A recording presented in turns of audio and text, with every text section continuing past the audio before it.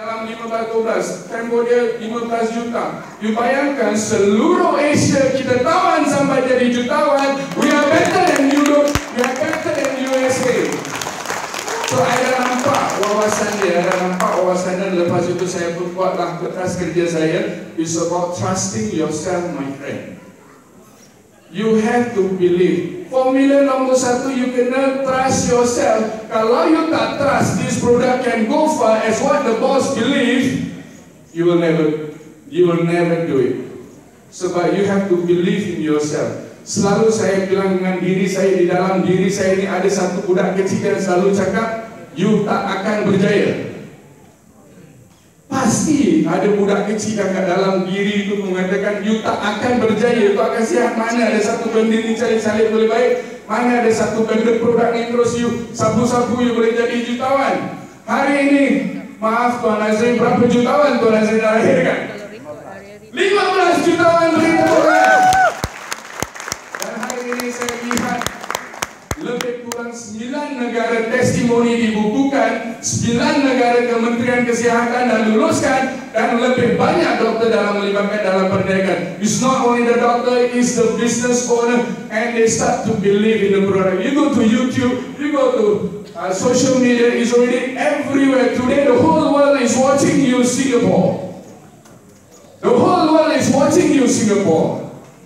If Malaysia can, Singapore can?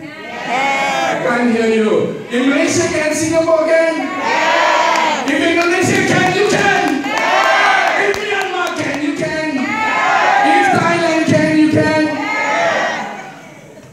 We are one world, one team, and KISS RF3 World. And before I leave, I want to say thank you to all these beautiful people who helped the journey together with me.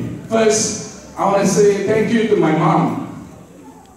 I want to say thank you to my mom. Secondly, I want to say thank you to my wife and my family, my children, because I love them, because I want to be successful. Don't be like me. My sister passed away because of lung cancer. My father-in-law left me because of colon cancer. So please look around yourself. Share. Let God do the work. All you have to do is just share. Biar Allah yang menentukan. Rezeki ajal jauh maut di tangan Tuhan, tapi you harus ambil tanggungjawab ini dan you kongsi sama mereka. Dan hari ini saya pun ingin mengucapkan ribuan terima kasih pada Tuan Faizah yang selama ini membimbing kami. Singapore, don't underestimate Singapore. Never underestimate Singapore, because by looking at your eyes, you have people in Myanmar, you have people who introduce in Thailand, and I know Singapore is a hub. Never underestimate Singapore, and I know Singapore, can you do it? Yes! Singapore, can you do it? Yes! Beautiful. So today dengan itu, saya mengucapkan terima kasih juga partner-partner saya, orang yang bilik dengan saya yang berjayakan, terutama kali Puan Zaida daripada Sarawak, Susana yang abang ini. Where is Hayati?